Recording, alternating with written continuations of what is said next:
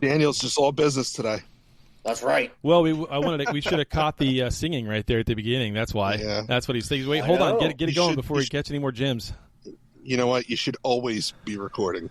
Always be recording. Never ABR. stop, never stopping. ABR, always be recording. That should be our motto. Right? Was it like ABC, always be closing? Wasn't that the... Always be closing. Yeah. Yes, always be closing. Yep. You got snow, Dan? Yeah, not right now. Okay. I mean, it's cold, but we got some snow earlier in the week. I mean, it's cold out in the car. I'm squeezing my hands into my wife's little tiny gloves. That's what I'm doing. Yeah. But I was up in the mountains this week. Oh wow. We had some Space Force training last month, and I'm a weapons training officer, so had to qualify everyone, and as usual, there's one or two people who did not make the cut, and they have to come back a month later, and you have to do the whole thing again for just two people. And the difference is, the weather in upstate New York, the second week in October compared to the third week in November is, yeah. So, the range is covered in snow. You're walking out there and it's crunch, crunch, crunch, crunch. Mm-hmm. So you can really, really nail those guys. Yeah. So when you're out in the woods with these people, do you say Darmok and Talaj? That's an Agra. Yeah. Yep. I mean, they had weapons from that too, And when they, what is it? Temba, his eyes open? Is that? Yes. Yeah. When they finally hit the target. When they finally hit the target, I go, Temba! His eyes open! And they look at me like I have 9 Shaka, heads. when the walls fell. When the walls fell. Yeah. Oh, we're live. Apparently YouTube just went live. I didn't have to hit a button. Great. Nice. Whatever. Nice. It's cool. Yeah. It's cool. But the area I was in is close to Lake George, which I've talked about Lake George before. And it's a big vacation area. And so I was there in August, and I'm on the sidewalk on the main strip, and there's nowhere to stand. You got to constantly move out of the way of people walking by. So then being there the third week in November, and it's just like a ghost town. It's just weird. It's weird. Too cold. Get out. Yeah, just imagine going to Disneyland and you're the only one there. That's like that's how I equate it. I would be in heaven. Yeah. To go to Disneyland with no one there. Yeah. Yeah, well, the rides weren't running. Oh, well, Still. I've heard that Disney has been kind of trashed lately, like rides have been breaking down because of the cost cutting. Well, it's not so much that as it is some maintenance issues, too. And, in fact, every park in Orlando is going through renovations right now as well. In between right now and, well, maybe somewhat not until after the holiday rush, but definitely January, February, March, and April. Those 4 months, there's going to be so much construction going on between all of those. I actually have talked to several companies around the area that are buying equipment right now because they have contracts for all this stuff. It's going to be a big renovation throughout all of Orlando the first quarter of next year. So... Oh, cool. Every theme park, not just Disney. It's Universal and everybody else's, even the small stuff around the area. Because nobody did their normal, rebuilds for maintenance. Yeah. Nobody did their normal updates or anything like that in 2020, 2021. They had such an influx in 2022 that they really couldn't get to it. So here we are. It's just a laggard from all of that. Jesus Christ. You know what I'm getting tired of hearing? Yeah. Well, because of COVID. Yeah. My God, if I hear that one more time. Yep. And it doesn't even matter what you're talking about. It's everything. Well, because of COVID. Well, it's a lasting effect from COVID and the pandemic. But in reality, that's what's going on. There's so many things that it impacted that people don't even realize that are still downstream. It's still an issue. So yeah. Yes, and no. There is a lot of things that are still legitimately affected by that, and then there's a lot of people who are full of shit. Oh, of course. And something's not going the way it's supposed to. Yeah, something's not going the way it's supposed to. And they're like, COVID. Yeah, I know. I know. I hear that all the time. I had somebody give me a whole bunch of excuses about not being able to deliver something because of the supply chain, and I looked at him and I said, "Do you realize this stuff could fit in a box on a fucking plane? Shut up and get it coming." Yeah, I don't even know. Like, you've thrown that excuse out so many times, your common sense has gone out the window. Like, literally, it could fit inside of a 12 by 12 by 12 box. What are we talking about? Yeah, and it wasn't a matter of he didn't have the parts. He had the parts. He just couldn't get them shipped. And I'm sitting here going, "You've got to be kidding me! I mean, you're an idiot. Someone's fed you a line, and you're just regurgitating it with no thought." Like, that's most people nowadays, though. So my wife's gloves, it's counterproductive because while it's warmer to have them on, they're so tight that they're cutting off the circulation of my fingers, and they feel cold anyway. So you know what? We're not doing that. We're going to ship Dan some hand warmers. You know, he can just break them and hold them and do this while he, warm up his hands. I have a feeling he's going to start up the car every now and then. Maybe. Oh, it's running. It's running. Okay. It's well, here's the thing. It's running, but I keep the heater low because when I turn it up, you guys can hear it. Yeah. Right. Yeah. So it takes a few minutes. So what you need us to send you then is a remote start so that you can start the car 30 minutes before the show starts. I have a remote start. What I need you to do is call me at 10:30 and say, hey, jackass. Hey, jackass, start the shuttle. We got to. So you can't set a reminder on Siri on your phone. You have to have a human being do it. I can't. Fine. You know what? This is just getting worse and worse. I need you to Daniel. call me the night before and tell me to ask Siri to set the thing. This is getting worse. I don't like when mom and dad fight. That's what it sounds like. I was told the other day that when I was on voice comms with a bunch of guys in the game, it was like, "Okay, Dad, stop, Dad," because I'm like older than everybody else, you know. Yeah, you kind of fall in. We kind of fall into some of those roles. How can you not? Yeah, a little bit. One of my guys who needed to qualify, he was late, and halfway through training when he shot exceptionally well. And I said, "You were still late, but Daddy's proud of you."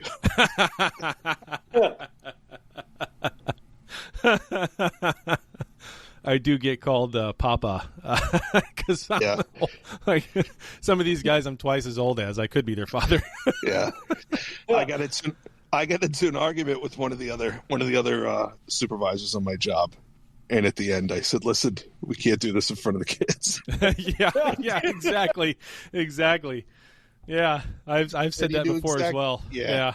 He knew exactly what I meant. That's hilarious. Ladies and gentlemen, welcome to Fathercast. Yeah, we should do a podcast. We should. We should do a Star Trek one. You know what? Right. We should do it today. Okay, let's do it. Hey, in fact, let's do the intro. Trekcast. The galaxy's most unpredictable Star Trek podcast.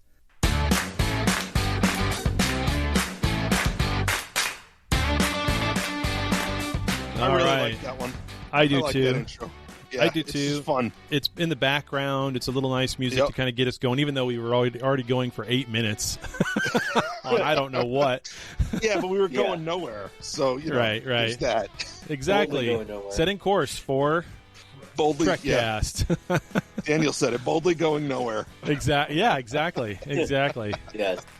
And of course, that comes from the It's Always Sunny in Philadelphia crew who were trying to do that back in the day, right? Isn't that what their show was? 2008, I think. Yeah, way back. Yeah. We posted the pilot in our Facebook group, which we did. People should join the Facebook group. It's a ton of fun. Yes, you should. You should be on the Facebook group. You should be over on Discord or YouTube to watch us live. Either one. Doesn't matter to me which one you go to. Just watch us live. Either one of those areas you can chat while we're broadcasting live, and we'll be monitoring it and watching it, and so you can talk to us real time. And of course, you can call us. We are always watching. We are always watching. And of course, you can call us 816-287-0448. We actually have a voicemail this week, gentlemen. Whoa! Oh, nice. Yeah, from an actual listener. It's not me calling in and pretending to be somebody. Oh, perfect. So nice. Yeah. So, welcome to Trekcast, the galaxy's most unpredictable Star Trek podcast. I'm Chad, that's Dan, that's Daniel, either side of your screen, depending upon how it's projecting. So, Here we are again, another week. Just a heads up, next week is Thanksgiving weekend, so we will not have a show on Sunday. It's already here. Au contraire. Well, we won't have a live show with the three of us, right? There you go. Okay, there we go. Yeah, we will not have a live show, but there is a show. Okay. It's already uploaded, scheduled to go.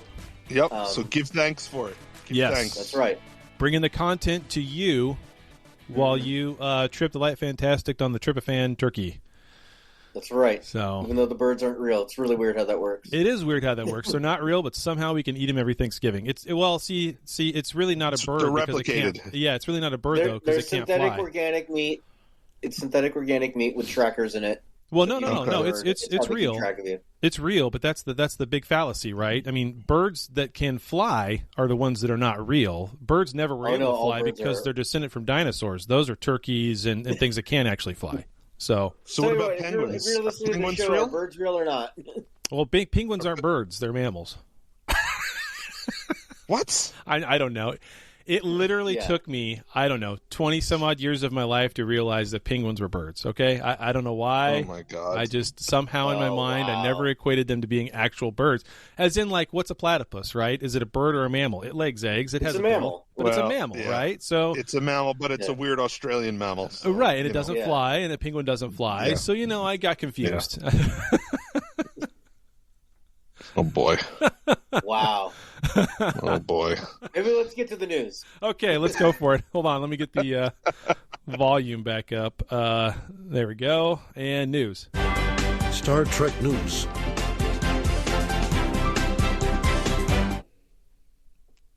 All right, so our first news story comes to us today from TrekMovie.com, and they recently did an interview with Riker himself, Jonathan Frakes, who was talking about Star Trek Picard Season 3.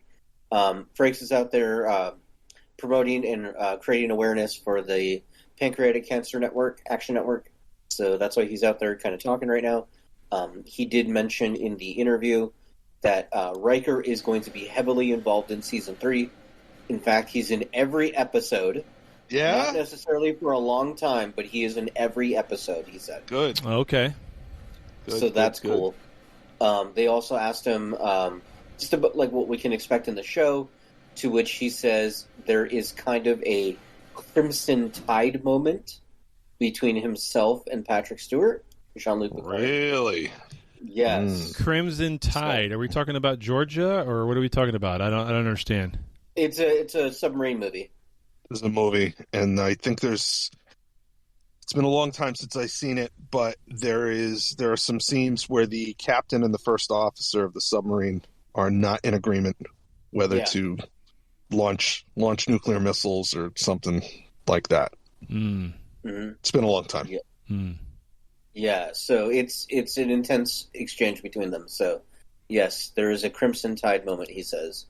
Also goes on to say that... Not a red wave. I know that's what you no, thought. Not a red wave. Red wave. A Crimson Tide. Well, when I heard Crimson Tide, all of a sudden that came to into mind. Actually, was football. Roll Tide or something. Oh yeah, Roll Tide. That makes sense. That's what I was thinking of with football, and then I was thinking of Georgia and Alabama, and I don't know. So, my mind went the wrong direction. Yeah. All right. He also mentioned that at the New York Comic Con, Patrick Stewart did drop in front of the audience that Patrick Stewart is ready to do another movie. So, yeah. Take that for what you will, but Riker says, he'll follow the captain. He'll do another movie. Yeah. Of course he will. Yeah, so whatever. I remember seeing that. I think all of them were on stage together when that happened. Right. So and they were all kind of like, yeah. It really should shut him up. Really should shut him up, because that means that he's not dead at the end of season 3. Well, to go with that, he talked a little bit about if they would do a spin-off from Picard, to which he says, the way it ends, it definitely, there could be more adventures. So, oh, for crying out loud. Yeah. It's like these people who make a movie that's fantastic, and they're so excited about it that they make a trailer that tells you the entire movie in 2.5 minutes. So now you don't really care to see it anymore, right? It's like... I don't know. He hasn't said anything. we don't know much about it. They've said enough. Yeah. He's not dead at the end of the season, right? That's bad enough as it is, right? I mean, seriously, right? Because it's supposed to be the last season, and when you keep talking about it as being the last season, and now all of a sudden you're like, well, it could keep going. Well, I could do a movie. Well, okay, well, now it's not the last fucking season anymore, is it? Sorry, pardon my language. Yeah, but like when you walk into a Batman movie, you already know going in he's going to beat the Joker. It's how does he? Well, that's Batman. And no, actually, if you ever watched a Christopher Nolan, you're not really sure he's going to win. Fair. But I mean, but that's Batman, because if Batman dies, they just reboot it with another Batman. They're not going to reboot this with another Picard, right? I mean, that would be suicide. I mean, the best Star Wars movie ever made was The Empire Strikes Back. Yeah. And at the end of the movie, all of our heroes are in shambles, and you know there's another movie coming. That doesn't make it any less of a good film. But there's a huge difference between that, because it was the second movie, and we kind of knew they weren't done at that point, and a season 3 of Picard where they've said up to this point over and over again, that's it, we're done. Right? Right? That's what they've never flat out said that's it, we're done. They said that's it, Patrick's done. Right. Right. That's what I mean. The show's called Picard, and Patrick's done. So, I mean... Patrick also told me personally back in 2012, and I wish I could find the recording. He told me that he was done with Star Trek. So, I mean... I remember I guess the big takeaway is Patrick's a big fat liar. So, He should play Pinocchio next. Yep. All right. Well, I mean, it is what it is. I mean, that's just my take on it. It's a little. Yeah. I find it annoying. I find the state of these kinds of drops and hints and everything else just freaking annoying. Like, just give us a little bit of mystery, please. In life nowadays, we seem to like know everything before we even get the thing, and I just wish we didn't do that anymore. Yeah. So, speaking of knowing a thing, another story from trekmovie.com, and another thing we now know is that Star Trek Mission Seattle 2023, that convention has been canceled. Yeah. It was some bad news. They have decided not to do that. Reed Pop made the announcement earlier this week. I kind of did a little bit of digging into this. The convention center that it was going to be held at is currently under construction, so that could have played a factor, potentially. On top of that, however, this year they were supposed to have a Star Trek London in September. They canceled that as well, and that was going to be the final convention for Massive Events, the official license holder over in Europe. So there's no more official Star Trek conventions in Europe as of now. I'm sure someone will pick up the license eventually, but right now, no. There's no one in the United States either. There's no one in the United States. And then the only official licensed Star Trek event happening in 2023 is Star Trek The Cruise 4. That will be going to Mexico. So there's no Chicago like last year. No. Chicago was supposed to be Seattle. Okay. It's the same. They're going to rotate it around, which I guess means the only real convention that we know of right now is going to be the same old STLV. Right, and that's an unofficial convention. Correct. But, which begs the question: do we go there? Well, I mean, we should probably save some of this for during our topic conversation because I agree. I think it's connected. Yeah, I agree. Yeah. I think it's connected. Yep. So stay tuned, listeners, for more. Right. On this like and subscribe to find out more. Story. Yeah. After these commercials. Yes. Yeah. So that was a big thing, and I thought we should bring that up. And our last news story comes to us from Trek Central, and a company has called what they are dubbing a real life tricorder, with some caveats. So this company called Identity Sensors Biologics has created, that is part of it, Dan. A smartphone is part of it. Yeah. I just held up a smartphone for those listening to the audio version. Yeah. Yes. So it is a little handheld device. The little handheld device has got like a little here, tell you what, let me send you this link, Chad. I'll send it to you in the Facebook link or chat. Okay. So if you want to pull it up to show people. to better see this. So this little device, it looks like it's a little handheld. It's got a little screen at the top, and it's got a little part where you slot in different what they call cartridges. The cartridges is what do the testing for any illness. But the way the system works is you take a swab of your saliva, you put it into the cartridge, then you put the cartridge into the machine, and that's what reads and tells you what's wrong with you. It's sent it as a message to your smartphone on an app so that it's all private and everything. Part of what kind of doesn't necessarily make it a tricorder, though, is it's not like these cartridges test for every possible illness or a lot of them. It's specific to what you're looking for. So if you're looking for a flu or corona-type virus, you need that cartridge. If you're looking for something else, then you would need the cartridge that corresponds with that. So it's not quite a tricorder, but it's very much the 8-track to the eventual MP3 player. Yeah. You might say it's a monocorder. Yes, indeed. Well, I mean, one of the things we talked about before the show started with things like this, it is a beginning or a step, right, towards something, which is always funny in technology, where we think technology is going to progress and what people, predict is going to happen in the next 10 or 20 years is so vastly different from what actually does come about. So, for instance, in TNG, everybody had pads. Pads everywhere, stacks of pads all over the place, right? Yep. And today, even by the beginning of, probably by 2005, all of those pads could have fit in one Kindle because those pads mostly didn't even have video playing on them either.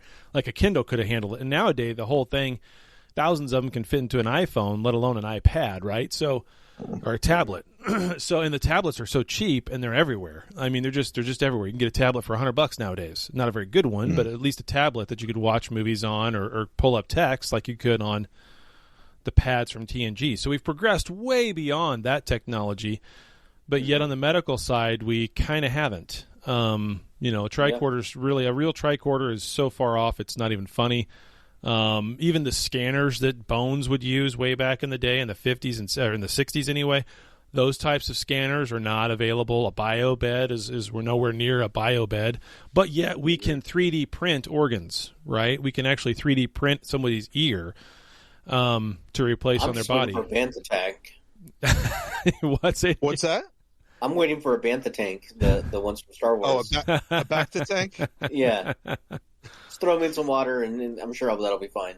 Yeah. You said a bantha tank, which, a bantha... that's the animals. Yeah, that's like a big giant animal. So I'm like, all right, he wants to swim with elephants? I didn't understand that either. Yeah, I was like, it's some kind of fantasy that Daniel has. I didn't want to go there. It's the internet. I'll say what I want. Yeah. But no, it's interesting. I mean, we're closer to a holodec than we are some of this other stuff. In fact, you could say we have holodecks now, really, with VR. You just have to have a headset, HoloLens and all that. But maybe not as good as a holodeck, but it's close. So it's just funny where the technology progresses and where it doesn't. I don't know. Yeah. A lot of people say we're on the curve of a biotech type revolution, but I've heard that for 20 years. It's a Stone Age tricorder. Yeah, as Bones would say, giving somebody a pill to cure diabetes. So yeah, there you go. We're in the Stone Ages. That's all the news stories for today. All right, sounds good. Yeah, we're done with the news, so I guess we're going into the topic. It's the main topic. Short and sweet. Right. Okay. So, of course, the main topic this week is Star Trek in trouble? So, this is kind of stemming from the cancellation of that convention, and the cancellation of Star Trek 4, right? In the movies, movie theaters. Yeah, well, it's not canceled officially, but they keep punting it. Well. I wouldn't say that them having to switch up Star Trek 4 like they have so far, whatever they're doing with it, is what is indicative of it being in trouble. I would say the way they went about it and how they're managing it right now is indicative of how maybe they're in trouble, right? Is in the managing of it. Yes. Because that was pretty crappy. Like, what the hell? I mean, Yeah. that was pretty they bad. completely surprised everybody. That was pretty bad. I mean, I think they probably surprised half their own staff. It's like, what? Yeah. There couldn't be there had to be multiple people inside that boardroom, or at least around the decision makers, who looked at one another and said, "What the are we doing?" Yeah. Like they had to have been. They can't all be that completely blinded by whatever. You know, a lot of these things inside of a boardroom like that tend to become an echo chamber. There's one or two people that have all the power and all the sway, and everybody else is there just hoping that everybody else makes the right decision so they can make money and then go back to whatever else they do when they're not sitting in a boardroom, right? So, because they don't even really work at the company, they're just on the board. They own shares, whatever. So yeah, it becomes an echo chamber. I don't think it's going to happen. I just don't. I just looked it up. I just looked it up because I was curious, because I forgot what year Star Trek Beyond came out. But it was 2000. It was 2016. So I mean, we're coming up on a 7-year gap between these. And even if they started making the movie tomorrow, it's going to take them 2 years. Right. Okay, so 7, 8, 9. So we're talking about a decade. The only time we've had a gap that long is between TOS and the motion picture. Mm-hmm. We've never had a Star Trek gap. I mean, we technically don't have one right now because there's shows on the air. But okay. Right. But once the motion picture came out, we had 1979. Then it was 82 for Wrath of Khan. 84. I think it was 84 for Search for Spock. 86 for The Voyage Home. 88 for The Final Frontier. I think it was 91 for The Undiscovered Country. Yep. Generations was 1994.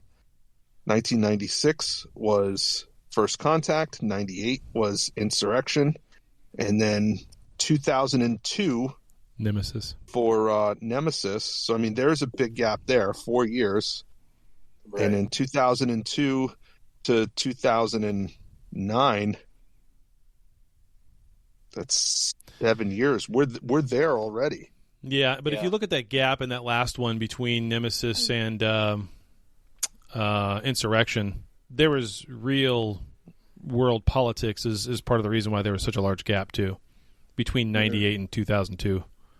Yeah, that caused that more so than anything else. But because I remember there even being some discussion about some rewrites of like dozens and dozens of movies at that time, because of 9/11. But at any rate, I mean, me personally, I love the Pine series, the JJ series. I do love it. The second movie was just horrendous and made me scream like the liberal lady when Trump got elected. Blood.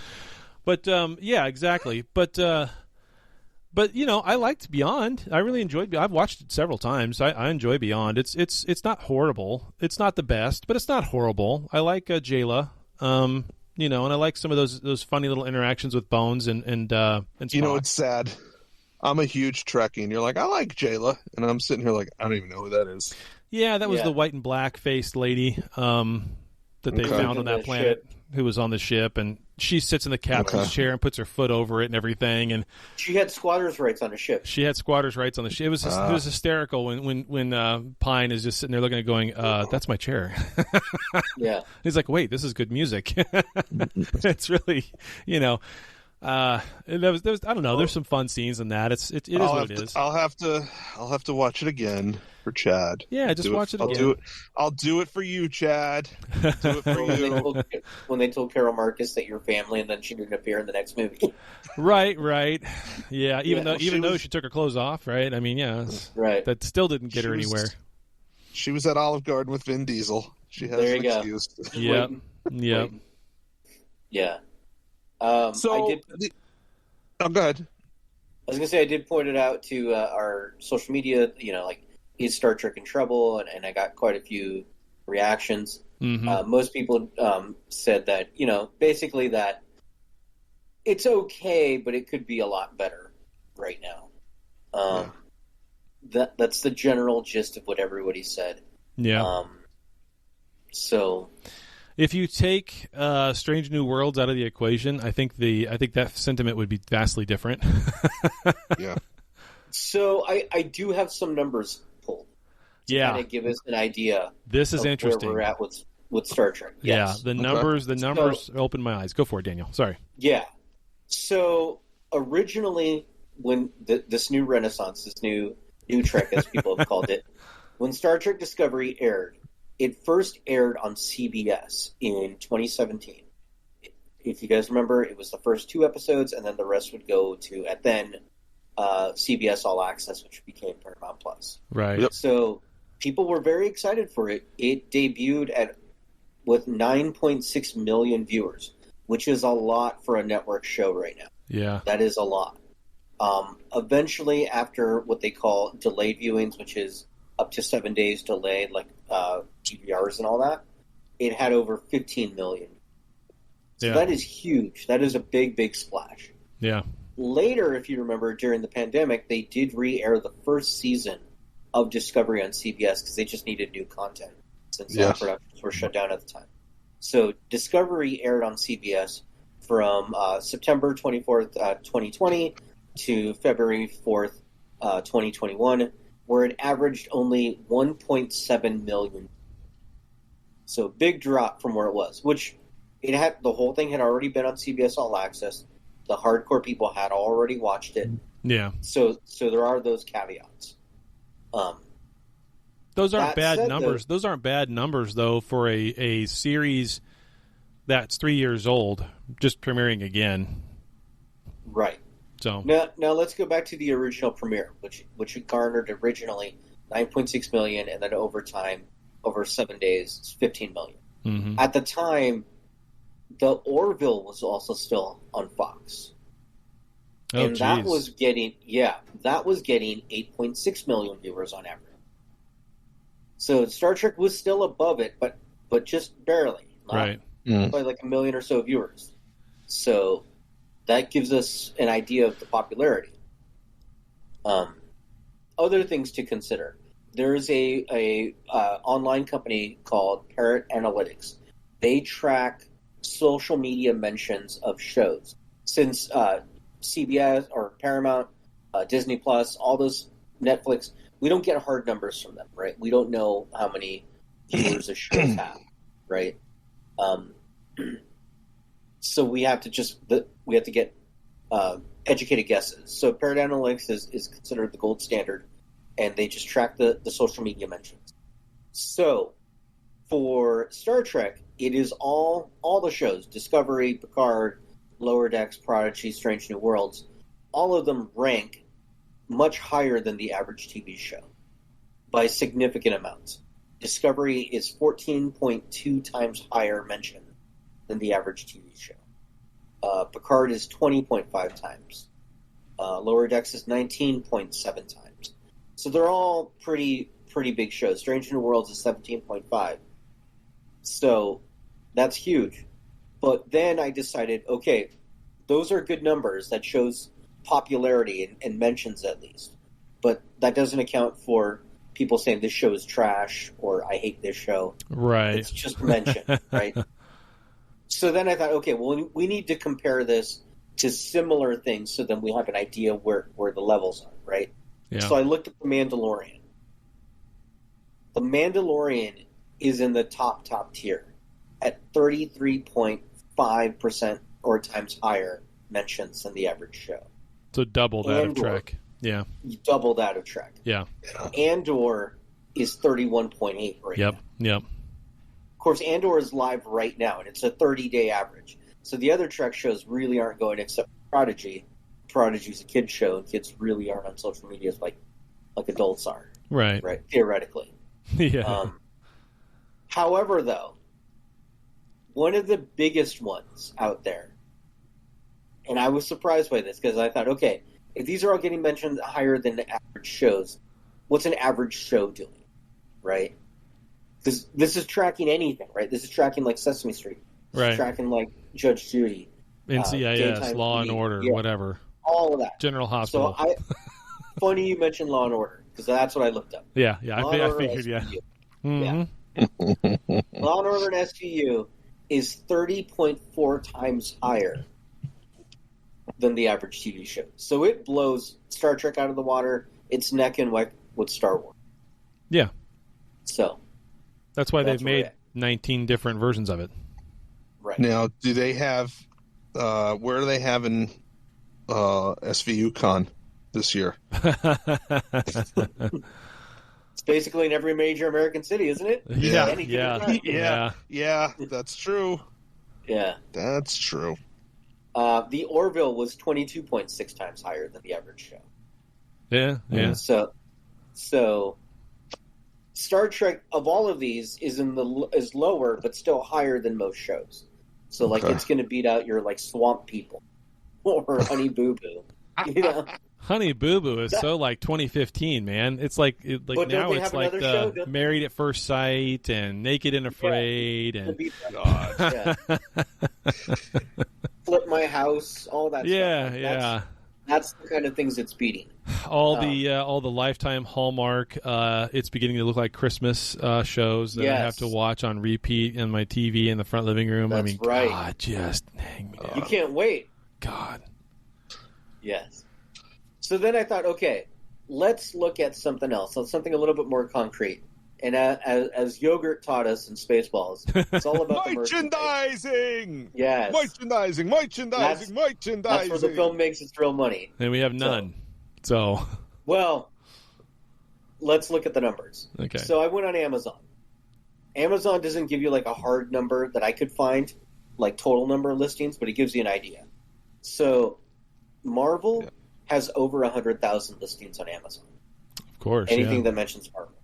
Star Wars has over 100,000 listings on Amazon. Star Trek has over 10,000. So a tenth of the other two. Yeah. So That's not a surprise. Yeah. That's just the way it's been for forever. That's the way it's been for forever. And I don't know what it is about the franchise itself that makes it so damn difficult for merchandising. I really don't. Because I'll tell you right now, okay? Because it's not a kids show. Even though they came out with Prodigy, even though they're trying to market it as a kids show, it's not a kids show. It was never a kids show. Even when they did the animated series back in the 70s, that wasn't for kids. I mean, kids watched it, but it was an animated fourth season of Star Trek. Yeah. It was for the same people who were watching Star Trek all along. And for that reason, nobody's buying Star Trek toothbrushes for kids. Nobody's buying, Star Trek cookie cutters for kids. Nobody's buying Star Trek children-sized sunglasses. You walk through Walmart, and I mean, they have put Baby Yoda and Mando on everything. The stupid poppets that are supposed to be like for like ADHD. It's supposed to be like bubble wrap, but reusable or whatever. I mean, they have them in the shape of the Mandalorian. Yeah. I mean, they literally just look on the end caps. Look on the end caps in Walmart where like all the odds and end garbage goes. Sippy cups with Grogu on them. Yeah, Nobody is buying a Captain Kirk sippy cup for their kid. Right. And the ones that are, they're not buying it for the kid. They're buying it for themselves because I like Star Trek and I think it'll be cute that my kid is drinking out of a Captain Kirk sippy cup. And the kid doesn't care. Give two shits. Yeah, kid doesn't Didn't care. we get your kid a uniform when she was born? What's that? Didn't we get your kid a uniform when she was born? Like a we got some sort of clothes, I thought. Yeah, some sort of Star Trek something. little one. Yeah, something. She's got a. That she's was got for you to put on her. Yes, exactly. Yeah. Exactly. I have Star Trek children's clothes for my kids, and it was I bought them for the kids, or someone bought them for me for the kids. Yes. Right. Yep. Yeah. So I mean, I think that's. I think that's what it is. There's a lot of Star Trek merchandise, but it's not for kids. It's for adults. Well, even the adult merchandise, though, in some way, shapes, and forms. I mean, none of it's for me, really. I mean, other than the few times I collect a ship, right? Because that's about the only thing I do ever purchase when I purchase something, or like a few signs, you know. But if you're gonna, I don't know. I just think they missed the mark. They always miss the mark on merchandising. Period. Right? And I don't know. Yeah. I don't know how it is that they can do that consecutively for 55, 60 years, but they do. They just always have. So it's a different demographic that they should really be marketing to, and they're not. It's a different. No, they're doing it right. They're doing it right because I don't think the kids are going to buy those things. I don't think the kids are going to ask their parents to buy those things. Back in the 90s, there were Star Trek toys everywhere, and it wasn't kids buying them; it was adults buying them. Okay, and this is evidenced by the fact that if you go on eBay right now and you search for Star Trek Playmates toys, okay, you will see tons and tons and tons and tons and tons of listings for 1990s Star Trek action figures, and they're all in the package. It's easier to find them in the package than to find them loose because so many adults bought them and hung them on the wall and never opened them. Whereas any other vintage toys, it's easier to find them loose because the kids bought them, opened them up, played with them. They turned 13. They went in the Rubbermaid tote in the garage. And when they went to college, mom sold them in the yard sale. Yeah. So here's something interesting. I just decided to type this into Etsy, right? Because Etsy is more handmade products. Yep. You know, it's not manufactured like the others. So when I look up Star Wars things, we get over 262,000 listings. Star Trek, on the other hand, only has 22,000. Sure. So again, like a tenth of it. Right. So that's interesting because I guess my thesis going into this was that, like, you know, Etsy's more for adults and maybe they would have more stuff. Apparently not. Etsy is more handmade items too, so I don't think that's a fair indicator because theoretically, since they're handmade items, everything on there is unlicensed. It's supposed to be unlicensed, so they shouldn't be selling those things on there, and probably a bunch of those listings get shut down from time to time as well, or at least should, maybe. Theoretically. But so let me ask you this: is maybe the problem with Star Trek not that the merchandising is bad, but maybe Star Trek just isn't cool? Like, Star Wars is cool because they have laser swords, explosions, and shooting. Whereas Star Trek, it's like, we're going to talk diplomacy and learn about each other. And it's... Well, it's definitely a more cerebral show than it is a Star Wars, right? So I wouldn't say that it's... I mean, I'm sure it's a little nerdy, right? It's not as cool as Mando, and it's not as cool as Andor, and it's not as cool as explosions and laser swords, right? Or Marvel. Yeah. It's not as popular, right? Maybe I wouldn't say it's not as cool, but it's definitely not as popular. I mean, that's all. We've known that for forever, right? We all get that.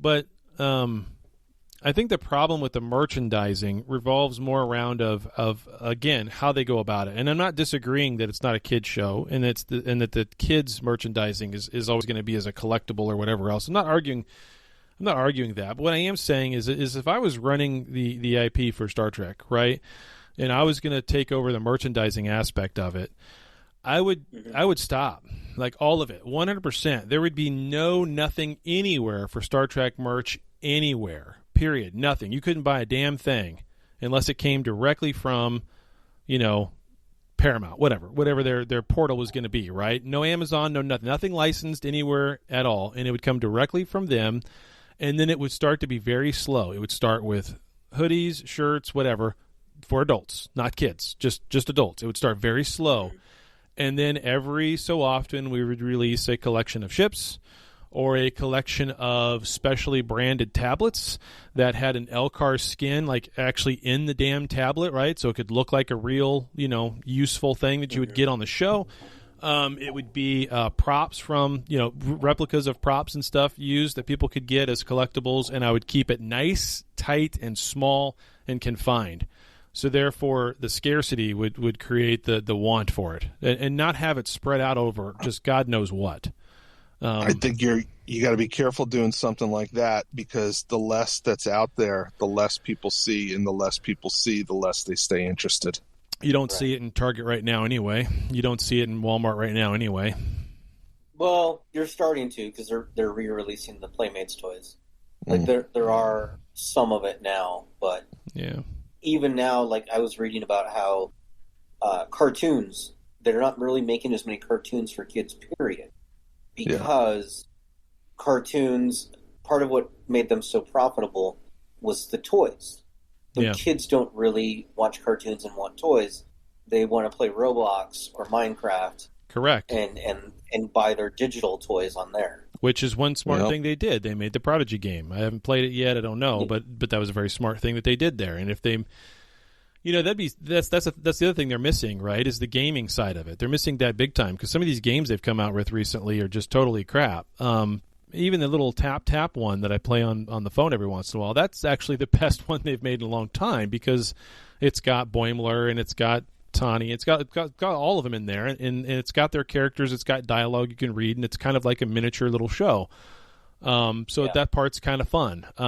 If they made like a learn to code game, like an educational game that kids could play like on tablets or something, that would be kind of cool, because it fits Star Trek. It's educational, but then it's also like it could bring interest into the franchise by having the characters there and stuff like that. Right, but I mean, I get that. That's fine. But I would think bigger. I mean, they probably missed the boat, because I don't know of anybody that plays Fortnite anymore. But they should have done a crossover with Fortnite and had like Khan, and he has a special weapon in the game, or they have Kirk and he has special abilities in the game, or they have Spock and he has a tricorder and he could scan people and see where everybody's like abilities that would pull over from Trek, or something like that, right? It is a fun little action type of thing. They missed the boat on that. And Minecraft is still extraordinarily popular. They should really have some skins or something that gets co-branded with Minecraft. I mean, I don't think they're going to care, though. I just don't think it's a kids show. Kids don't play Minecraft. Yeah. I mean, some kids do, but I mean... No, my son plays Minecraft. Right, but I'm saying, there's a lot of 20-year-olds that are playing Minecraft. Yeah. But I mean, okay, so even looking back, when I was a kid, I was always aware of Star Trek. I was always aware that it was a thing. Mm-hmm. I was 10 years old when TNG came out. I was aware that it was a thing. I didn't really care until I was in my teens. Yeah. And I think, I don't know, I don't think the formula, space exploration and diplomacy and some occasional lasers and torpedoes, I don't know. I just don't think the formula interests kids, and I don't think it ever will. No, but I mean, and maybe they should stop trying to be something that they're not. That they're not. Yeah, and even the 2009 movie, it was a good movie. It was a good movie. There was a bunch of press for it. It made a bunch of money. Those toys sat on the shelf for years. After that. With that said, though, Trek Legos. Every adult would buy Trek Legos. So they did make something like that for quite a while. It wasn't Legos, but it was some other brand. Some knockoff. Hasbro had the license when Star Trek Into Darkness came out, and there was another company called Creo, which was it was a Lego compatible. Yeah, brand. That's right. And they had Transformers and. Yep, Hasbro partnered with them. There were Star Trek ones. There was Transformers. There was G.I. Joe. I have the Enterprise from Into Darkness. I have the Klingon Bird of Prey from Into Darkness. They are Lego compatible. The quality they're just as good as Legos, and they sat on the shelf forever. Yeah, because it's not a Lego. Well, you know what? Mega Bloks Mega Bloks is the same thing. That's Mattel's version of Legos, and they sell extremely well. Yeah. They have Masters of the Universe. They have Pokemon. They have Halo. They have Call of Duty.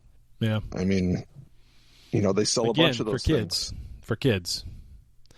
What if you had a Technics version what if you had a Technics version of it?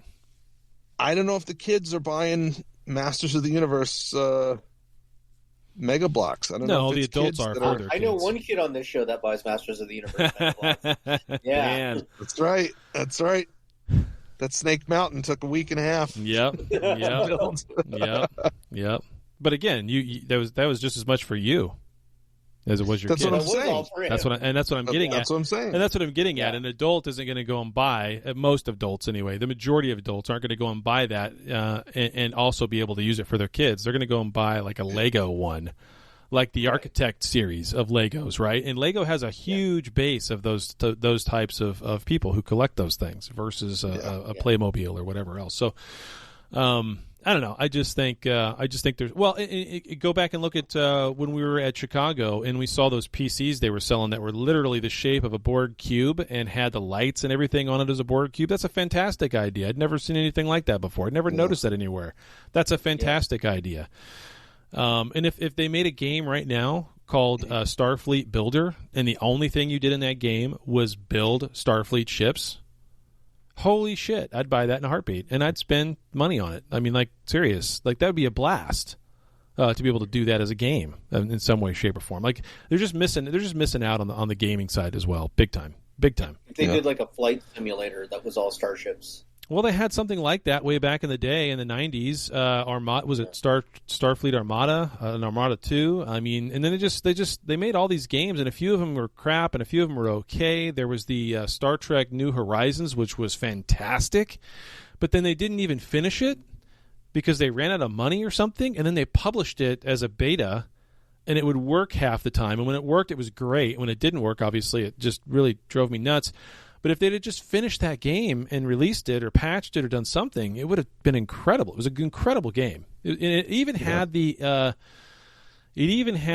plot line of you were establishing a new colony on a new planet close to the neutral zone or changing borders of the neutral zone, where it was going to be like almost like a Maquis kind of scenario. And it was great. It was fantastic. And so you had to build up a base. You had shuttles going in forward. You had replicators and mining for dilithium. And I mean, it's fantastic. And you look at all the building type of games we have nowadays that take off and go nuts, like City Skylines for a decade now. All kinds of building. There's even building in Fortnite. There's building in No Man's Sky. There's always building of something. But even with everything that we're talking about, I still go back to the problem is Star Trek isn't cool.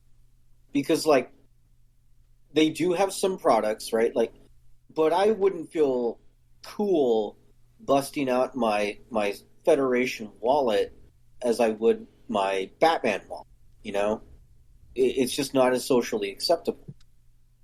Revered, right? Oh, I get that. I get that. Until you reach a certain age where you don't give a shit. Don't care. You don't give a shit. Yeah. I wear my Starfleet stuff out, and I see when people notice it, and they shoot me a nod or shoot me the Vulcan salute or whatever. But it's almost an underground subculture at that point, isn't it? Yeah. But then the other problem is you go from that age where you don't care anymore what other people think to, well, I don't want this stuff around. Too much of, you know what I mean? Like it's not as interesting to you in that respect. Like you appreciate the shows, you appreciate the books and all that. Yeah. So where do you think this Seattle cancellation fits in to all of this, if it does? What are your thoughts on that? Go ahead. Go ahead, Chad. Go ahead.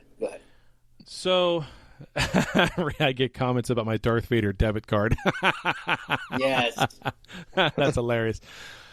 No, so I think the cancellation of the show speaks more about what they were looking at and what they got back in Chicago versus what they still see at Comic-Cons and STLV. And then whatever happened in London happened in London. But Yeah. I think Paramount is looking at it from a standpoint of, okay, we wanted to have control over these shows. We have control over the IP. We have control over the actors and who can go and talk and say what. And we want to earn the extra side money off of those things if they're going to be big and profitable events. And Chicago probably was not profitable for them. That probably wasn't. There was not very many people there. On the day we were there for the majority of the day, it was not packed. It was not big. So they obviously didn't plan for it to be big, but at the same time, I'm curious of whether or not they look at that and said, well, that wasn't profitable. Why are we going to turn around and do that again in London, for crying out loud? Why are we going to do that in Seattle? Yeah. Like, it's too much. That's but then they look at the mainline shows that have always been there, like Comic-Cons, they can just show up to and not have to spend a whole ton of time on. They can just show up to STLV, or just not show up to STLV, whatever. But just do it at Comic-Cons for now. And so I think from that standpoint, that was probably what their thought process was. That's kind of what I see from the outside anyway. But I don't know if it necessarily ties into is Trek in trouble, because going back off of what Daniel was saying, I did go and look up ratings, as many different places as I could find. Screen Rant, IBM, Rotten Tomatoes, all these different places.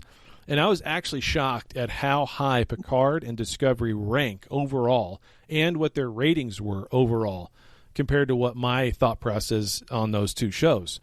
I mean, almost always Picard and Discovery rank higher than Enterprise with Bakula. Like, I realized that wasn't the greatest of greatest shows, but what the hell? How is Discovery ranking higher than that? I can kind of see Picard from the standpoint of everybody loves Jean-Luc, so whatever. But really, when you go back and you look at their ratings, like on IMDb, like nothing has a rating lower than 7.1 out of 10. Right. Nothing does. And Picard had like an 8.7, and Discovery had like an 8.2.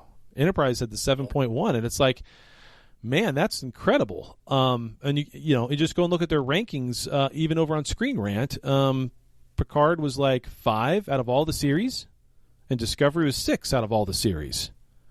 I listen to a lot of movie and TV podcasts, and the ones that are not big in Trek, but just regular average people, they all loved Picard, every season of Picard. Yeah. They thought it was fantastic. Non-Trekkies, but like all the typically. Yeah. Non-Trekkies. And they loved Discovery as well, non-Trekkies. If you were coming into Picard and had never really watched any Trek at all and weren't really sure what this was all about, and you watched it probably did come across as a very well-done show from the standpoint of you didn't know these characters' background or history. It looked good. Right. It was interesting. It would be very mysterious to you because you wouldn't have a clue who any of these people are. Right. So there's that, I guess. And if enough people like that are watching it, then...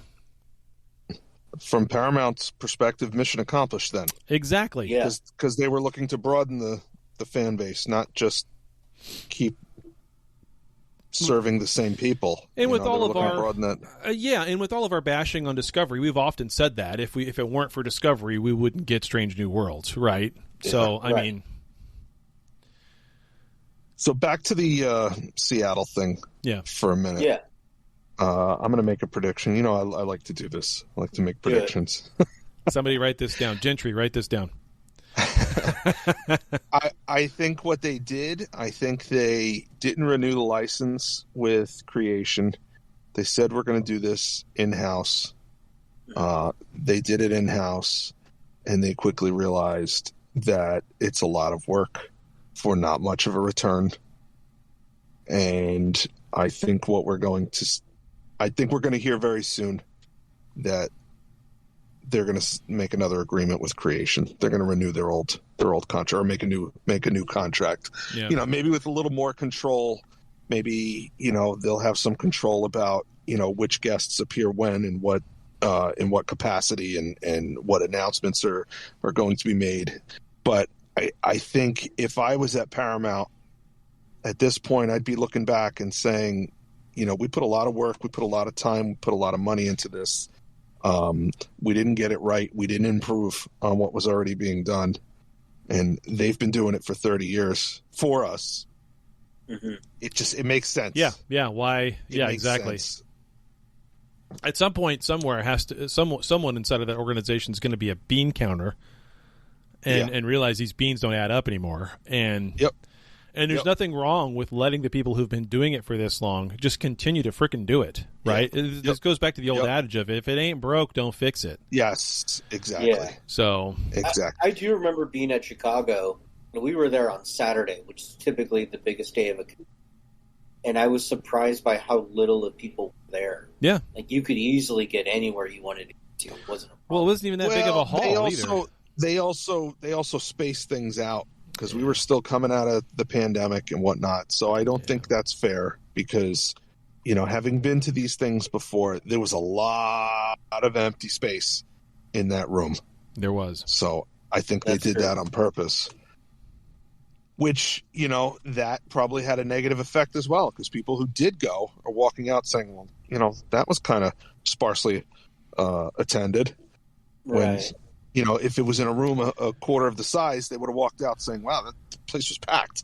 And I would say that out of all of the demographics of all of these different types of shows we've been talking about, whether it's Star Wars, Marvel, or Trek, the Trek crowd, the Trek group, was definitely more in line with everybody better mask up and stay home and not leave your home and do all than the majority of the population, or at least a typical survey of the population would be.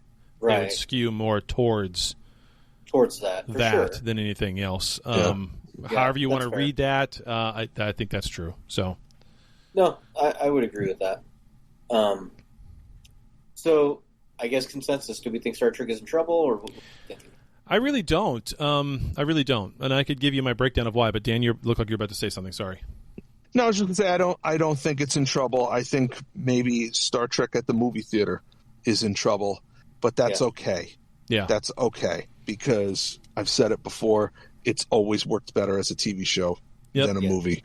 I would rather have multiple series each year going than a movie every 2 or 3 years. I agree. I mean, at this point, I don't go to the movies anymore. Why? Right. I haven't been to a movie theater. I think once this year. I went to the movie theater. That's it. I don't really have any desire to ever go back again. I don't care. I go whenever I can. Yeah. Whenever I can, because there's just something about when it gets dark and the tunnel vision and just being somewhere else for 2 hours. No, I get that. I'll tell you what. I feel like I have less opportunities to do that. I feel like every week I pull up the app on my phone to see what's at the theater. What can I go see? Nothing. And I say, I don't want to see any of these. Yeah. And then I look the next week and I go, I don't want to see any of these. I mean, I saw Black Panther last week. Mm-hmm. I saw Black Adam the month before. Yeah. But before that, I can't remember. So Rambo Rambo in our Discord chat says certain movies require a theater experience. I have a home theater. That's right. I have the theater experience at home. Yeah, that's why I went and saw Mrs. Harris Goes to Paris. And I can pause it and go to the bathroom and not miss anything. And I can pop my own popcorn, and I can make it as dark as I want, and yada, yada, yada, with a surround sound and the whole 9 yards. I don't have to pay $15 a ticket, and I already get it on streaming. It's still not a movie theater. I don't care how big your screen is. It's not a movie screen. Oh, I get it. Okay, and there's certain movies. I have certain memories of certain. I remember seeing Saving Private Ryan in a theater. Yep. When it came out, and those D-Day scenes where they're landing on the beach, brutal. Oh my God, that was hard. My God, that was hard. Yeah. And I've seen the movie since several times. I've seen it on at home. It's not the same. It doesn't hit the same. I agree. I completely agree. Even with a home theater setup and all of that, I completely agree that for certain movies like that, correct. I'm not saying that that's not the case. I'm also saying though that the number of movies like that nowadays is so few and far between that it's the number of times I'm going to go to the theater anymore. I don't care. Yeah. Now, I say all that, and I may go see Avatar in the theater just because it's Avatar. And I remember seeing it when it first came out, and I took my little brother with me, and he was just ecstatic. And we saw it on a huge, IMAX type screen in 3D, and it was fantastic, and it was an awesome, wild 3D experience. I don't even know if they're releasing the damn thing in 3D this time around or not. Well, and I think the other thing to remember is a lot of those very CGI intensive films are being delayed right now because they're so CGI intensive. The FX houses are just so backed up right now. Yeah. It's why, like, we didn't get The Flash this year, or we barely got Black Adam this year. Like, they originally thought it would be delayed until 2023. See, I haven't even watched Black Adam. I've started and stopped Thor: Love and Thunder about 5 times, and it's such a crazy freaking movie that I just can't even. I have a hard time following it. It's just totally nuts. Like, everybody is in that movie. There's a total kitchen sink feel to it. I don't quite get it. Like, all of a sudden, there's Matt Damon as an actor on a stage, and he's even trying to in another. Like, I got that. That was kind of funny. It went a little too long, but then, like, a few minutes later, here he is coming again after a tragedy, being like, "Can I make a play out of this right now?" And it's like, dude, that was a joke 10 minutes ago, and now you just look like an idiot. Get out of here. What is Matt Damon doing? He's a reoccurring character. He was in the last one too. I know, but like, come on, this is like, it's amazing that Paramount was able to one film that was very CGI intensive. I don't know if you guys saw it. It's on Paramount Plus right now. Blues Big City Adventure. Oh, God. Blues film. God. So thank God they were able to do that at least. Paw Patrol. Yeah, it's the Paw Patrol movie. That's on there for sure. Anyway, all right. No. So I mean, from my perspective, Dan's like enough of this. Yeah. So no, I'm gonna say from my perspective, 12. Yeah, exactly. We've gone for an hour. From my perspective, Trek is not in trouble. Trek is doing just fine. It has its issues. It has its things it needs to improve and work on, as with anything. I would even say that about Marvel. And I would even say that about Star Wars, although Andor, man, that's a fantastic show. I cannot wait for this. I mean, This is the first time in a long time when I've been watching a series where I've been so damn excited and cannot wait for the next episode. Very long time, as in Strange New Worlds. Oh, Dan's got things to say now. But with that said, you look at the ratings for Discovery, you look at the ratings for Picard. I was very shocked about how high those rate. I was very surprised by that. I guess I'd never really paid attention or looked at those before. So I would say overall, Trek is in very good shape. A lot of room for improvement, but it's in good shape. Go for it, Dan. Yeah. What are you going to say about Andor? So 1 week ago today, I was talking about, I'll watch it at some point. Yeah. It's just so boring. I can't get through the first episode. Blah, blah, blah, blah, blah, blah, blah. Right. I watched it. Yeah. I watched it because I said, all 10 episodes are out. Yeah. All right, let me power through. And it's a great show. Yes, it is. I got through the first couple episodes, and I'm like, all right, this is picking up. I'm gonna keep watching. I stayed up all night one night, catching up, right?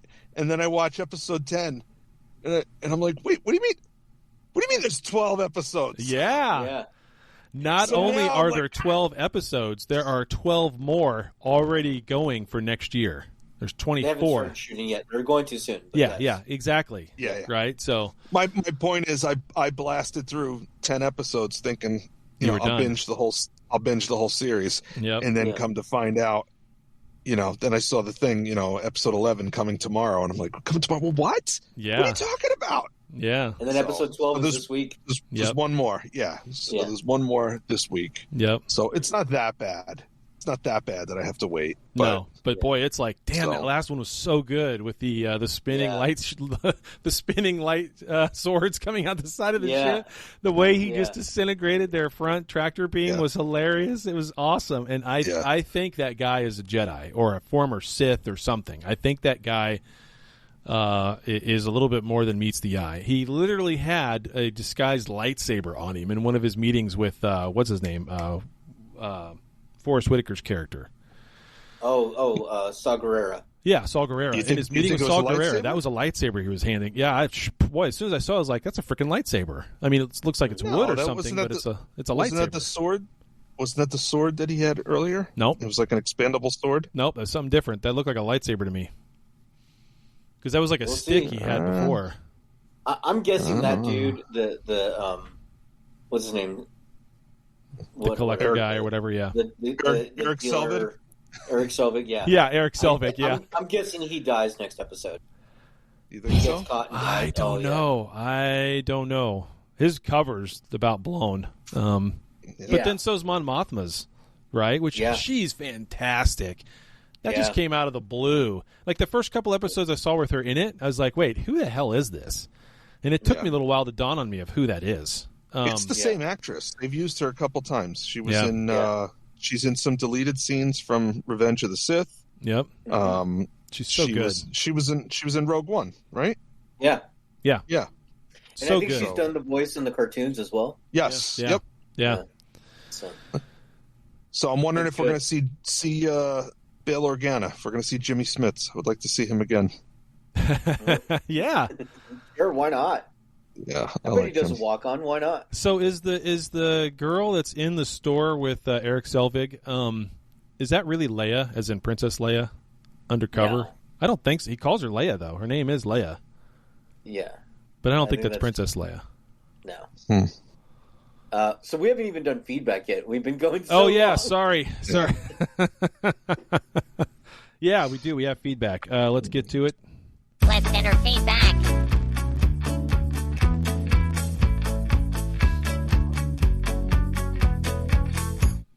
Okay, it's surprising that this we've gone so long on a topic that I didn't think we'd talk about that long, but we did, and it was fun. Yeah. We talked about a lot of ancillary things along the way. We did. A lot to vent about. Yep. Okay, so we do have like I said before, a voicemail. If you guys want me to go ahead and play that now, it's very relative to what we just finished talking about. So here we go.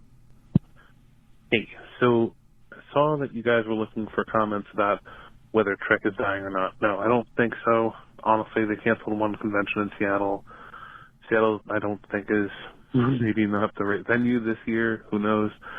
I think there are overall problems, and I really think the core of it is everything's on one service that only has Star Trek to speak of. Basically, it's Paramount Plus, really. I mean, if you had it on multiple services where it was like everyone and their brother could hear it and see it and say it, and if it was on broadcast television, even on a major network or something, if it was somewhere people could actually hear it and see it, maybe there might be more attention to it. Like, if they actually did put Prodigy back on regular Nickelodeon instead of just, it's on Paramount Plus, go watch it there. That requires someone to do something. We all know people are lazy. They're not going to do that. Come on. This is Spooky from Instagram. Talk to you later. Bye. Spooky from Instagram. Someone we've never heard of before. Thanks, Spooky. Yeah. So that raises an interesting idea because I hadn't even thought about that. We're in this time period where NBC is clutching all their pearls and putting their stuff on Peacock, and CBS is clutching their pearls and putting all their stuff on Paramount Plus, and ABC pretty much has all their stuff on Hulu still. I'm wondering if we're going to see at some point some of these companies shift and say, no, we're going to put all our stuff on every service. Any service that wants it, like lower the cost, lower the licensing fees or whatever. And, you don't have to pay as much for our content, but the understanding is it's not exclusive. It's also going to be available elsewhere, because there would be value to that also for these streaming services to know that maybe they won't gain customers that way, but they'll retain customers who shift from service to service. I don't have to shift to a different service to get Star Trek. I can stay where I am because Star Trek is available everywhere. I do know that that is the new model that HBO Max is looking at, where they're going to start licensing out their older content to like a Netflix or a Paramount Plus or whatever, just to get more money out of that show. Yeah. So that could be a thing. I know Sony decided not to start their own network or streaming service and just work directly with either Amazon or Paramount or whoever Netflix per show. Yeah. So there's definitely different models that are being tried right now. So this gave me an idea. And that's always dangerous when Chad gets ideas. If I was running, so this is a great voicemail, by the way, which is why I love these voicemails, and I wish we would get more voicemails, because usually when we get them, they're like this. They're very thought-provoking. They're very well done. We really appreciate it, Spooky. Please give us another voicemail sometime. 816-287-0448. These are fantastic. We have I've said this for a long time. We have a great group of people who listen and follow this show. And every time we get feedback from them, it's excellent. So keep it up, guys. So with that said, this gave me a fantastic idea. If I was running Star Trek right now, I would instantly put Prodigy on YouTube Kids. I wouldn't care about commercials, license, whatever. It's going on YouTube. The barrier's totally gone. What do a lot of, I mean, like it or not, a lot of parents let their kids just sit there and watch YouTube. Right? There's no barrier for you to be able to watch something on YouTube. It's right there. Period. There's zero barrier, and everybody I mean, the amount of content that's on YouTube that gets uploaded, the amount of content that's watched every day, boggles my mind. If you look at the raw numbers, it makes you wonder, what in the hell? How is anybody even going to bed at this point and sleeping? There's so much being created and watched. It's like, how is anything else getting any attention outside of YouTube?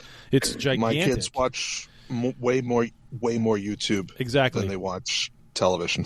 Oh yeah, my kid, both of my kids, even though the one's 20 now, they watch more YouTube or TikTok or Snapchat than they do TV of any kind ever, and it's been that way for years, even before the pandemic. Dude, I'm that way. I watch more YouTube than I do. I'm a mix. I'm a mix. That's just. I mean, I've always been a mix of everything. I'm a mix of different genres of music and movies and books and everything, right? So I'm kind of all over the place. I'm an oddball that way. But there's, you know what? I'm on YouTube quite a bit. There's so much content on there. So many different types of content on there that, you know, when I'm driving to work and, you know, there's something in the news and I want to hear about it, I want to know about it, I'll pull up YouTube on my phone and search for it, and I'll get a news report from 6 hours ago on that topic that's on YouTube, because, you know, whatever news network uploads their content on there, and I'll listen to the YouTube video while I'm driving. You know, the debate for governor. You know, it happened last night while I was asleep. Not last night, but I'm talking, you know, months ago. It happened last night while I was asleep. Well, I'm going to listen to it on the ride to work. The easiest way to find it is just go on YouTube. Somebody uploaded it to YouTube. Right. So, it's probably the most watched TV channel, air quotes, TV channel that there is at this point.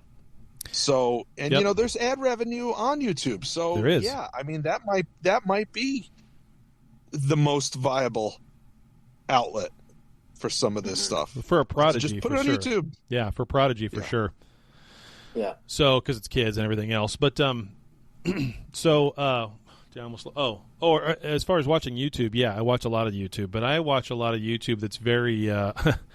So unfortunately, like on YouTube, you get kind of like suggestions for you and all this stuff, right? So, my wife discovered that you can get like a looping 10-hour long visual of like a coffee shop that plays calming music on it. Yeah. So she plays that on our TV in the front living room, because it's a huge TV and you can see it from everywhere in that part of the house. And so it's going while she's cleaning, or it's going while she's reading something, or it's just going in the background nonstop. So now I have to scroll through about 50,000 different versions of that to get to anything else on my YouTube channels. But I'll watch things like Mr. Beast. It's also based how long you watch. It is. So when you do those, those are on for a while, and because they're usually on for 5 hours at a time. It's ridiculous. There's ones like that where it's 18 hours of 1701D bridge background noise. I've done that before, and it drives my wife nuts. But I've done that before just to kind of counteract the coffee shop jazz music. Well, actually, I do love the jazz music. The ones I like is there's ones where you can someone has just walked around a major city, like there's one of walking around Tokyo or walking. Yeah, those are cool. Those are cool. Those are cool. Just soft music, and you're just seeing the city, and it's pretty neat. I use a lot of those that are copyright free for background music for all the other stuff that I do on the other side for the game. Like, it's great. Yeah. There's one where, do you remember the episode where Dr. Sung was controlling Data remotely, and Data took over the ship, and he locked out the bridge controls by impersonating Picard's voice and put he did like a 35-digit encryption code. Yes. It's just Picard's voice saying, 1786 Alpha Tango 143697 Tango blah blah blah blah. So there's a video on there where it's like it's 18 hours of encrypted Picard. They just snooped all this. They just chopped all this. Oh Lord. Up. That's great. If you can think of it, it's on YouTube. So for sure. They'll literally put anything on there. All right, so let's spin back to. That explains why Mr. Beast is so popular. Let's go back to feedback. If you've never watched Mr. Beast, Dan, you should do that. That'll blow your mind. What's Mr. Beast on YouTube? Just go watch one of his videos. He just gives away things. It's crazy. The man has given away like $20 million worth of stuff this year alone. Yeah, he's that rich off of YouTube. It makes you sick. Yeah, he walks up to people in the grocery store and just be like, "Hey, do you have this on your phone or whatever?" And they'll say yes or no, and then he'll be like, "Great, here's $10,000," and walks away. Right. Or really? But what the fun thing is that he did was he had a stack of $1,000 and he had a stack of $10,000, and he'd walk up to somebody and say, if I gave you a stack of 1,000, what would you do with it? And if they said, "Oh, well, I would give it away," then he'd go, "That's excellent. Here's 10,000." Right, and so so it's kind of like a play on morality. Like, what would you do? Like, if you had a decision between one or the other, and then he does things where he has a whole. Go ahead. I think I saw one like that where it's like, would you rather I give you $500 or give you $1,000 to give to somebody else? Right. Yeah. And if they chose the $1,000 to give to somebody else, then he would give them money. Or like some of his is like, I bought a car dealership. Like Rambo said in the chat, I bought a car dealership and gave all the cars away. Like, he's done that. He's bought houses before and then renovated them and watched all the renovation, and he just gives them away. And where does he get this money? From YouTube. He's been doing this for years. Yeah. He also has his own merchandise. Again, he's done merchandising better than Trek. He's got burgers. He's got chocolates. Burgers. He's got chocolates. You can get Mr. Beast burgers anywhere in the country now. It's crazy. He's really like, that is merchandising done right. That is like, if you came up with a Trek burger that you could order from DoorDash right now, fuck, I'd do that every day. And just think of the little tiny ad revenue you'd get off of it. Like, there's. I think my son asked me a Beast Burger. Yeah. Mr. Beast Burger. Yeah, once. Yeah. Oh, I'm sure. He's popular with the kids, man. Yeah. So they all want to be the shows are, the shows are short and they're quick. Yeah. And it's like, wow, like, you did all this stuff, but you only airing it for 15 minutes. Well, it's because he knows. He did a live version of Squid Games. Yeah, that was hilarious. It's a YouTube video. Yeah. I still don't know what Squid Games is, and I never watched. Don't worry about it. Don't worry about it. All right, let's get back to feedback because we still have some more feedback. Yeah. We do have a email that came in from Pavel, and he says, "Hey Chad, try reading these to the guys, and they will need to guess which Trek movie it is." Oh boy, he's put a bunch of them in here. This will be fun. Paul Hipster Spock. That's Pavel. He says, 1, old computer looks for its programmer. Oh, that's the motion picture. Yeah. Ruthless criminal angry about poor living conditions. Oh, that's Khan. That's the Wrath of Khan. Yeah. The crew try to get these in order. I don't know. The crew try to get Spock's brain back to where it belongs again. That's Search for Khan. That's Search for Spock. Yeah. These are in order, man. Switch them around. Okay. Picard fights imminent domain, sort of. Nemesis? Hold on. Picard fights imminent domain. Oh, no, that's Insurrection. No, that's Insurrection. Insurrection, yeah. Aliens want to know where their pen pals have gone. That's the voyage home. Yeah. Pen pals of the whales. Oh, yeah. Bad guy is angry because of peace until rock music saves the day. Oh, Beyond. Beyond, yeah. These are hilarious. Two famous captains meet due to Christmas miracle. This is great. Generations. Generations, yeah. These are fantastic. It's great. Vulcan guy goes around telling people to get over their problems. Oh, number 5. Oh, yeah. Which was called? Do we even remember the title? The Voyage Home? Or, No. The Final Frontier. The Final Frontier, yeah. Picard tries to stop Picard from killing Picard. Picard tries to stop Picard from killing Picard. That's Nemesis. Yeah. Yeah. The Federation wouldn't exist if some old guy hadn't wanted to make some sweet cheddar. It's First Contact. First Contact. Yeah. Isn't that great? Isn't that great? Great. These are fucking fantastic. Nice. Sorry. That This is the last great. one in my actually, it's not the last one, but this is my favorite one. How to Become a Captain in 10 Days. That's Star Trek 09. Yes, that's exactly right. Yeah. And then, of course, Admiral tries to start a war using the most circuitous route possible. It's a darkness. Into darkness, yeah.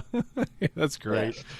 That's funny. Those are awesome, Hipster Spock. Thank you. As always, we appreciate that. Okay, and then the last thing on the feedback that I have before we get to Daniel's feedback is our chartable rankings over the last week. Oh, yeah.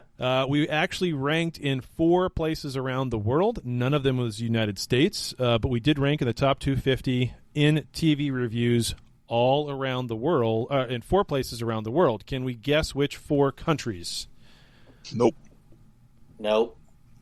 Germany, Spain, Brazil, Ireland, and Denmark. All of them. Oh, wow. In the top 250 over the last week. Germany was 213, Spain was 179, Brazil was 187, Ireland was 209, Denmark was 154. So we are very popular with the Europeans. I guess we should do a European world tour. Sure. Yeah. Sure. Please send your Patreon donations to Dan. We'll tell you what, when they do a European convention, if they want to fly us out there, we'll go. Yeah. Yeah. And, of course, we'll have to talk about STLV. We'll try to figure something out there because that's probably the only place that we'll be able to go. So, okay, Daniel, what feedback do you have? You'll have to. So what you're saying is you'll have to try and convince me to go to Las Vegas. Is that what you're saying? It's gonna be hard, man. No, I do not tough. like Las Vegas. Not at all. Have you seen those commercials? Have you seen those commercials where the guy's he's reading a bedtime story to his kid, and he says, "In Las Vegas, all the best foods are made of broccoli. They have broccoli hot dogs and broccoli ice cream and broccoli this and broccoli that." And the kid is looking at him like, that sounds terrible. And he says, Dad, I don't think I want to go with you and Mommy to Las Vegas tomorrow. And he rolls over to go to sleep. And the dad is like, he's like, yes, but he's being quiet. He's saying yes, but he's telling the kid, oh, well, you don't want to come? It's going to be so much fun. And I think it's a commercial. I think it's like the Las Vegas Tourism Bureau or something.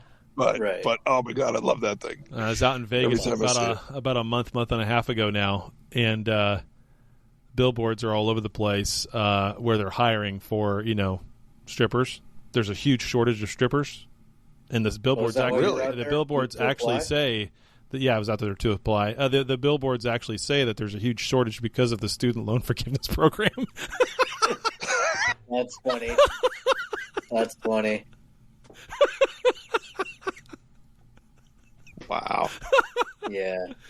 Oh, Lord. I just found that hilarious. I mean, well, I would have thought it was because of OnlyFans. That too, but even more so on the other end. But that's pretty funny. More so, but yeah. Feedback that I've got. I mean, everything was just based off of our topic, and like I said, the majority was just it's fine, but it could be better. So okay, cool. That's our feedback then. Wow, it was an hour and a half long show on this. This is great. Yeah, wow. Good conversations. We did. Yeah.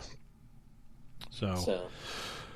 All right, I guess we're ready for the outro. Again, special episode next weekend. I'll be watching for that. It's already slated and scheduled to come out, so that'll be wonderful. Yep.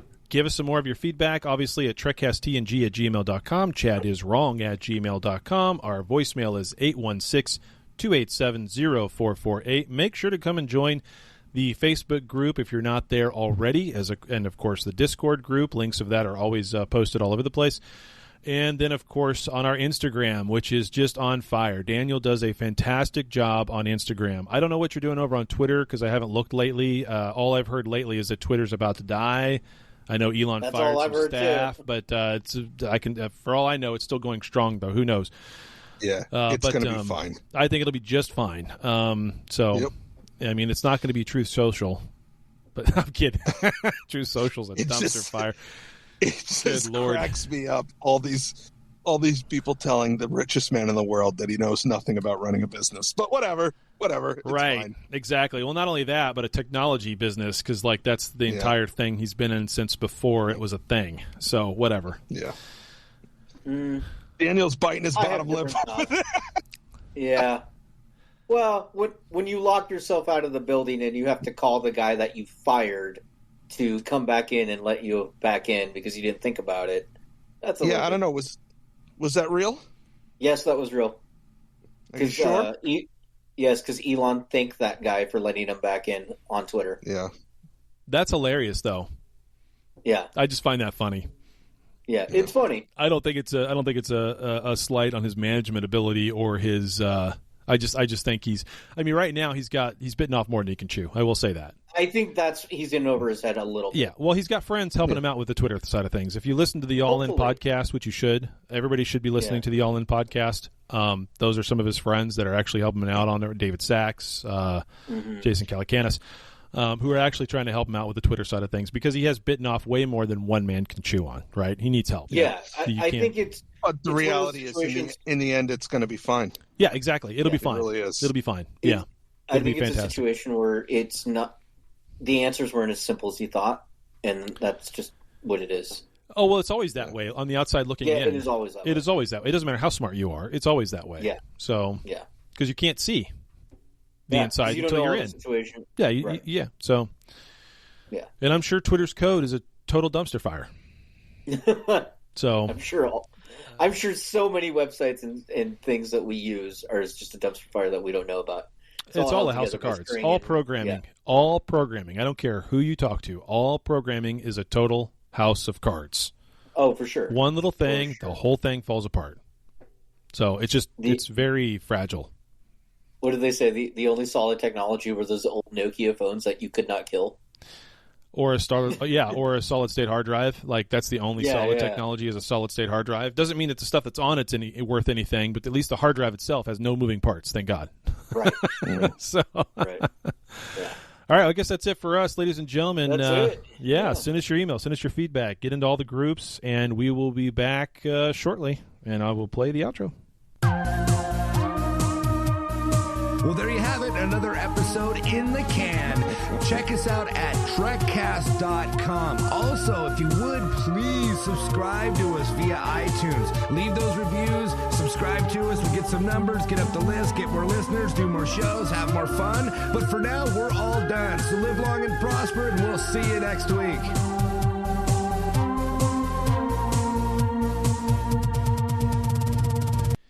We probably ought to update that at some point because who subscribes to anything or listens to podcasts on iTunes anymore? I know, but it's David. And David always takes us out. It's true. We'll have to get him to record something. We'll have to get him to record a different outro. Oh, he probably would. Like yeah, I know do too. He probably would. Yeah. Maybe when I'm out in Vegas again, I'll see him again and we'll do that. Well, you know what? If we end up out there in August, we'll definitely have to hook up with him. Oh, for sure. Darren, yeah. Oh, for sure. And do a super special crossover episode or something. Yep. Live from a hotel room in Vegas.